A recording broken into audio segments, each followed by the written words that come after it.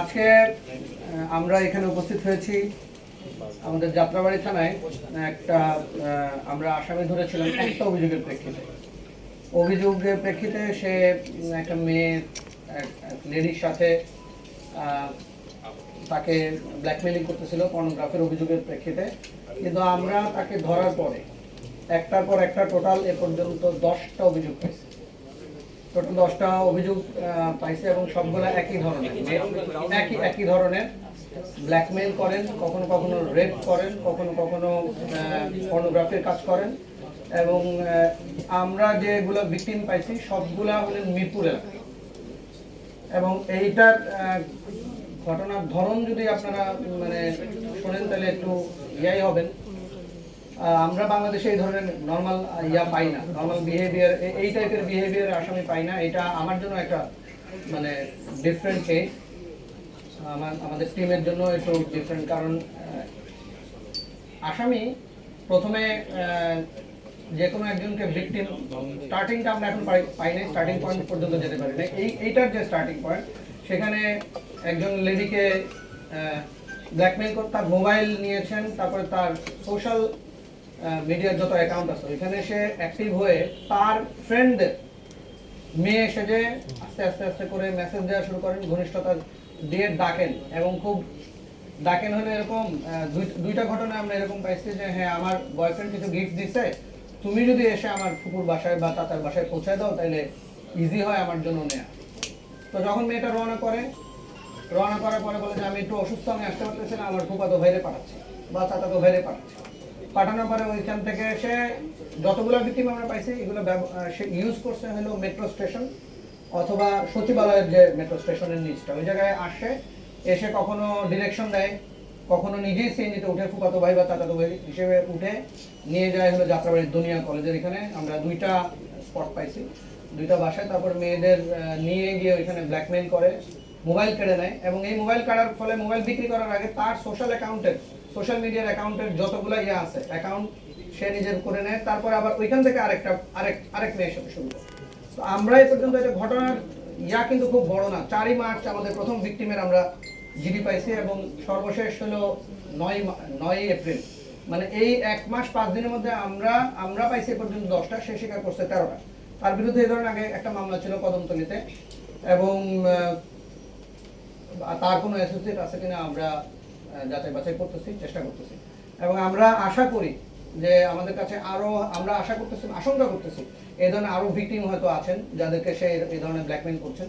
সবাই সামাজিকতার খাতিরে, সামাজিক সম্মানের খাতিরে হয়তো অনেক কথা বলছেন না, অনেক করতেছেন না। কিন্তু আমরা আশঙ্কা করতেছি, আমরা যেটা হেডলাইন করছি ঘটনা এরকম। আমরা ভিকটিমদের পরিচয় হয়তো দিতে পারতেছি না, কিন্তু আমরা তাকে আইনের আওতায় আনা, তাকে মিডিয়ার সামনে নিয়ে আসা আসলে দরকার। আমাদের মেয়েরা যাতে কোনোভাবে এই ধরনের কোনো ভিকটিম না হয় এবং কোনোভাবেই যেন সমাজে এই ব্যাধিটা ছড়িয়ে না পড়ে, এই জন্য আসা। আর আমরা মামলা অলরেডি 3টা নিছি, এই ধরনের জিডি আছে আমাদের কাছে আরো 4টা। তো সবাই আসে কি মোবাইল হারাইছে এরকম জিডি খুব, মোবাইল হারানোর জিডি সূত্রে এখন যখন ভিকটিম আস্তে আস্তে আইডেন্টিফাই করা যায়। এবং মিরপুর থানায় এই ধরনের মানে অনেকগুলো জিডি আছে মিরপুর মডেল থানায়, এবং সবগুলো মিরপুর ভিত্তিক। মানে যত যারা অভিযোগ করেছেন, যারা ভিকটিম, সবাই মিরপুরের ভিত্তিক। আমরা আরো ভিতরে যাওয়ার চেষ্টা করতেছি, দেখতেছি যে আসলে মিরপুর ছাড়া ধরেন এই 2 মাসে সে মিরপুর করছে, অন্য কোথাও এই ধরনের কোনো কাজ করছে কিনা। ধন্যবাদ। এখন আপনাদের আপাতত আমরা তাকে অ্যারেস্ট করছি। আমরা এখন পর্যন্ত যেটুকু দেখছি সহযোগী থাকলেও খুব বেশি থাকার কথা না, আমরা তদন্ত চালা যাচ্ছে।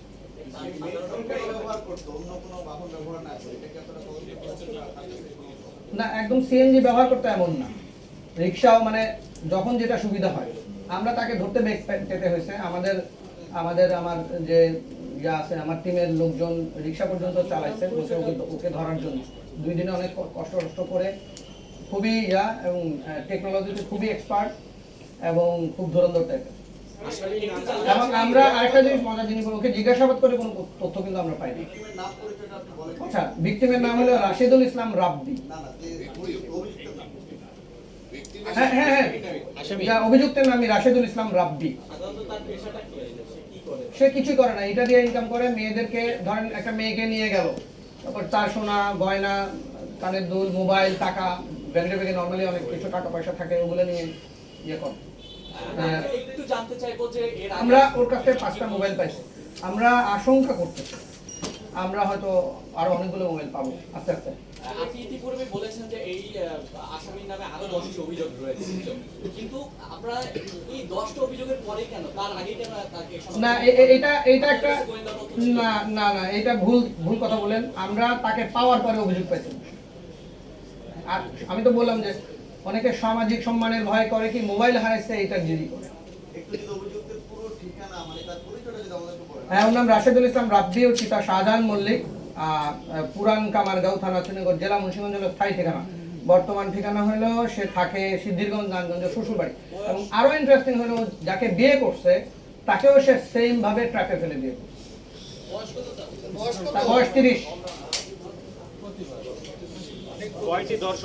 এবং আমরা তো শুধু এটা বললাম যে গত 1.5 মাসের কাহিনী বললাম। আমরা দেখি আরো ভিতরে আরো ইনভেস্টিগেশন করে আরো কিছু পাওয়া যায় কিনা। আমাদের মনের মধ্যে ভয় আছে যে আরো পাবো।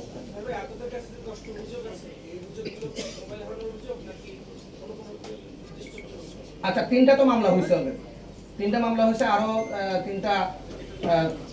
4টা জিডি আমাদের কাছে আছে, মিরপুর থানায় আছে। তো সবগুলাই আসে অভিযোগ। এবং এখানে একটা ইন্টারেস্টিং, আমরা তো মোবাইলে যখন দেখি যোগাযোগ কার সাথে হয়েছে, যখনই যোগাযোগ করতে যাই তখন যার সাথে যোগাযোগ হয় সেই বলে আমি বিক্রি। বুঝতেছেন? মানে আমার মোবাইলটা চুরি হইলো, মোবাইলটা চুরি হওয়ার পরে মানে আমরা যে প্রেস ব্রিফিং রেডি করছি এটা পরে আপনি ঘটনার ইয়াটা বুঝবেন না, এই জন্য আমি আসলে আলাদা করে বর্ণনা করছি। ধরেন আপনার মোবাইলটা নিয়ে আপনার মোবাইল ব্যবহার করে সেকেন্ড ভিকটিমকে ধরবে। যখনই আমরা ওনার কাছে যাচ্ছি উনি বলতেছে আমিও তো ভিকটিম। মানে আমরা যতগুলো মোবাইলের পর্যন্ত পাইছি, যতগুলো মোবাইলের নেটওয়ার্ক পাইছি সবগুলো ভিকটিমের। এবং কেউ সামাজিক সম্মানের ভয়ে জিডি করে নাই, কেউ আমাদের কাছে আসে নাই, কেউ আসছেন সাহস করে 2-3 জন আসছেন দেখে আমরা এই তথ্যগুলো পাইছি। এবং এই আমরা পাওয়ার পরে আমরা যখন ছবিটা দিলাম বা এই ধরনের দিলাম তখন দেখা যায় যে, এবং আমি আপনাদেরকে বলছি যে প্যাটার্ন হলো সব ভিকটিম হলো মিরপুর অঞ্চলে। এবং সবার সাথে যে সে মানে রেপ করছে এরকম না, আবার ব্ল্যাকমেইল আছে, পর্নোগ্রাফি আছে, আবার ইউজ করতেছে এগুলোকে যে হ্যাঁ তুমি আরো কিছু টাকা পাঠাও, আমি তাহলে তোমার ভিডিওটা ডিলিট করে দেবো। আমরা মোবাইলে কিছু ভিডিও পাইছি তার, এবং সেই টেকনোলজিক্যালি খুব সাউন্ড। জি,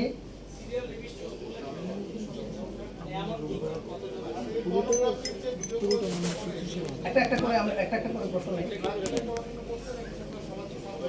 সে আসলে আমার কাছে মনে হয়েছে মানসিকভাবে এটাই আক্রান্ত। আমি তো বললাম যে সামাজিক সম্মানের ভয়ে অনেকে আমাদের কাছে বলতে হ্যাঁ,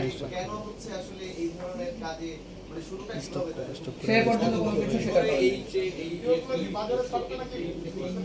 এখন পর্যন্ত এই ধরনের কোনো তথ্য আমাদের কাছে নাই। ওর কাছে মোবাইল আছে ও করার জন্য, মানে ব্ল্যাকমেল করার জন্য। বারবারই তো বলতেছি 10 জন ভিকটিম পাইছি, ও বলতেছে এই কত দিনে 13টা করছে, ওইটুক কথা স্বীকার করছে। এবং সবাই হয়তো ধর্ষণের কথা স্বীকার করতেছেন না, সামাজিক সম্মান তো আছে সবারই। সবগুলো মেয়ের বয়সই দেখা যাবে, ভিকটিমের বয়সই দেখা যাবে হয়তো 18 থেকে 20। একটা ভিকটিমের ক্ষেত্রে আমরা ডিফারেন্ট প্যাটার্ন পাইছি, সেটা সবগুলোতে এরকম ফুফাতো ভাই চাচাতো ভাই সেজের, এবং কথা বলে যখন মেইলি টোনে কথা বলে। তো আমরা এখন পর্যন্ত এটা আবিষ্কার করতে পারি না মেয়েটাকে সে অ্যাপস ব্যবহার করে, গলা ব্যবহার করে নাকি কোনো মেয়ে তার ইয়েতে মানে তার অ্যাসোসিয়েট কোনো মেয়ে আছে কিনা। একটা ভিকটিম আমরা পাইছি একটু ডিফারেন্ট, ওকে মামাতো ভাই বা ফুফাতো ভাই বলে নাই, ওকে বলছে যে আমার বাড়িওয়ালার ছেলে তোমাকে পছন্দ করছে, তোমাকে বিয়ে করবে। তো নিজেই আবার বাড়িওয়ালার ছেলে সেজে ভিডিও করে কথা বলছে। এটা আমার মনে হয় আপনারাও এরকম কোন ঘটনা মানে এরকম বাংলাদেশে আমি পাইনি যে এই 1.5 মাসের মধ্যে এতগুলো ভিকটিম। এখন পর্যন্ত কত টাকা আসলে নেওয়া হয়েছে বা সে নিয়েছে তথ্য আছে কিনা? না, এখন কমপ্লিট আমরা করি না, আমরা তো তদন্ত চালা যাচ্ছে। এখন তাকে যেহেতু আমরা হাজতে ট্রেন করা লাগছে, এই জন্য আপনাদেরকে একটু জানিয়ে রাখলাম। আর আমরা মনে হয় আপনাদের মাধ্যমে সারা ঢাকায় তার মাধ্যমে যদি কেউ বিয়ার শিকার হন, প্রতারণার শিকার হন, এইটা একটু অ্যালার্ট করা আর কি, সবাইকে সচেতন করা। যেমন আবেদন আমরা করছি, আমরা তো মামলা করছি 3টায় পর্যন্ত, একদিনে 3টা মামলা হয়েছে। প্রথম মামলার পরে বাকিগুলো তো আমরা সৌনেরেস দেখায় রিমান্ড আনবো আর কি। আস্তে আস্তে আমরা তার সাথে কথা বলবো, আরো লম্বা সময় কথা বলবো, কারণ আমাদের অনেক প্রশ্ন জানা বাকি আছে। যে আপনারা কিভাবে গ্রেফতার করেছেন সেটা কি একটু বলা যায়? এটা একটা কৌশল, বলা যাবে না। কোথায় থেকে গ্রেফতার করছেন? কোন অভিযোগটার প্রেক্ষিতে গ্রেফতার করছিলেন? আচ্ছা, আগে এইটা শেষ হোক, অন্য কোনো প্রশ্ন থাকলে মানে অন্যদের কোনো প্রশ্ন আছে কার কিনা এই বিষয়ে। অভিযোগের প্রেক্ষিতে গ্রেফতার করেছেন? জি, বুঝি নাই। কার অভিযোগের প্রেক্ষিতে গ্রেফতার করেছেন? একজন ভিকটিমের অভিযোগের প্রেক্ষিতে। নাম কি সেটা তো কারণ আমরা বলবো না, কোনো ভিকটিমের নাম বলা যাবে না। গ্রেফতারটা কোথা থেকে করেছে? আজকে ওনারা বলুন গ্রেফতার কোথা থেকে করেছে? কোথায় থেকে গ্রেফতার করেছে? জি। কোথায় থেকে গ্রেফতার করেছে? আচ্ছা, ওর তো ডেন আমি বললাম, ওর আশ্রয়স্থল ছিল, মানে যে বাসায় মেয়েদেরকে নিয়ে যেত সেটা সিদ্ধিগঞ্জ না, সেটা দুনিয়া বর্ণমালা স্কুল আছে, আপনারা চেনেন, বর্ণমালা স্কুলের পাশে। আমরা এখন পর্যন্ত 2টা বাসা পাইছি। দিনের বেলা হইলে সে এক বাসায় নিয়ে যেত, রাতের বেলা হইলে অন্য বাসায় নিয়ে যেত। আচ্ছা, আপনারা কি বাসা হাফ ডান একটা বিল্ডিং, একটা বা 2টা রুম সে ব্যবহার করত। আপনারা অ্যাসোসিয়েট আছে কিনা? আপনারা কি শুধু অভিযোগ পেলে পদক্ষেপ নেন, নাকি আপনারা ব্যক্তিগত উদ্যোগে কোনো পদক্ষেপ নেন বা পরিকল্পনা আছে কিনা? আচ্ছা, আমরা অভিযোগের প্রেক্ষিতে এতগুলো অভিযোগ আসছে, আমরা না ছড়াই দিলে, আমরা যদি না জানতাম, এবং সেখানে মিরপুর মডেল থানা কিন্তু অনেক হেল্প করছে। মিরপুর মডেল থানার একজন যার কাছে মোবাইলগুলো এন্ডোর্স মানে চুরি হওয়ার পরে, তখন আমরা একটার পর একটা টানতেই তো পাইলাম, সবগুলো তো আমাদের কাছে আসে না, আমরা ডেকে আনছি। ভাড়াটিয়া উনি, আমি তো বললাম যে ওনার স্ত্রীও ওনার একটা ভিকটিম। এবং ওনার শ্বশুর কিন্তু এই কথা আমাকে বলছেন বা আমাদেরকে বলছেন যে আমার মেয়েটাকেও সেই এইভাবে বিয়ে করেছে। এবং আরেকটা মজার তথ্য পাইছি, শ্বশুর বাড়িতেও এই ধরনের কাজ করতে গিয়ে উনি একবার ধরা পড়ছেন, ওনার পুলিশে। একদম মিলে গেছে ভাই। ভাই, আপনি তো শেষ করলে হবে না, বাকি কারো প্রশ্ন থাকলে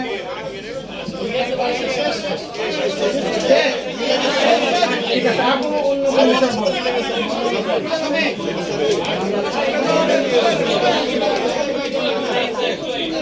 আচ্ছা, কারো কোনো এই বিষয়ে আর কোনো প্রশ্ন?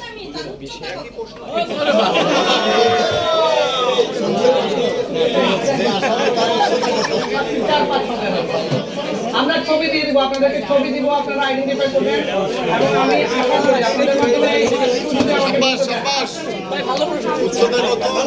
আমি যদি একটু অনুরোধ করি আপনাদেরকে, আমরা চাচ্ছি যে এই ছেলের বিরুদ্ধে, এই আসামের বিরুদ্ধে যদি কোনো আরো অভিযোগ থাকে, আরো থাকে, আমাদের কাছে পাঠান। আমরা মামলা দিলে মামলা নিব, যদি অভিযোগ করেন আমরা অভিযোগ করবো, এবং সে যাতে সর্বোচ্চ শাস্তি পায়, এবং তার কোনো অ্যাসোসিয়েট আছে কিনা সেটা আমরা কাজ চালিয়ে যাচ্ছি। আপনাদের মাধ্যমে, আপনারা তো সারা বাংলাদেশের দর্শক, আপনাদের কাছে আমরা ছেলের ছবি দিব, আপনারা একটু সমাজের সব কোণে পৌঁছাবেন আশা করি ইনশাআল্লাহ।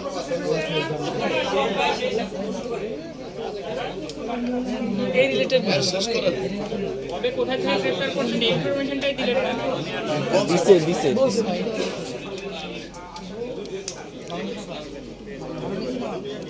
আচ্ছা, এইটার মোটিভ আমরা এখন পর্যন্ত যতদূর জানছি সেটা, যাত্রাবাড়িতে কালকে যে একটা মার্ডার হয়েছে, বাকি 3 জনও বেশ গুরুতর আহত। তো এইটা হলেন ওনাদের বাড়ির যিনি রাজমিস্ত্রি, ঠিকাদার বলা যায়, উনি রাজমিস্ত্রির করতেন, কন্ট্রাক্টগুলো ম্যানেজ করতেন। ওনার সাথে উনি রাত্রে কাজ করতেন ওই বাসার ভিতরে। তো এরপরে কাজ করার পরে ওনার ফ্যামিলির মহিলাদের কাছ থেকে টাকা চাইছেন। আমরা যেটা এখন পর্যন্ত পাইছি, টাকা চাওয়ার পরে টাকা নিয়ে কাটের এক পর্যায়ে মানে পাওনা টাকা, মানে তার যে এতদিন ধরে যে কাজ করছে এইটার ভিত্তিতে। এখন এটা আসলে তার বক্তব্য এবং আমাদের ফাইন্ডিংস, আমরা মাত্র তো তদন্ত শুরু করলাম, আমরা হয়তো আরো ডিফারেন্ট কিছু পাইতে পারি, আমি জানি না। আমরা তো সবকিছু খোলা রেখেই আগাচ্ছি। আর এই থেকে শুরু, এবং আমরা যেটা পাইছি সেটা হলো মানে ভিকটিম যারা, তারাও তাকে কুপিয়েছেন, এবং যিনি আসামি তিনিও কুপিয়েছেন, মানে কুপাকুপি ঘটনা ঘটেছে। তো এখানে ভিকটিম তো আমি বললাম 4 জন, একজন মারা গেছেন, 3 জন গুরুতর আহত, 3 জন আসামিও আহত, এবং সারা বাসায় মোটামুটি রক্তাক্ত ছিল। এই আমাদের কাছে এখন পর্যন্ত এটা ফাইন্ডিংস, একটা মামলা হয়েছে। আমরা বাকি তদন্ত করবো। আলামত যতগুলো ছিল, মানে এখানে দা ছিল,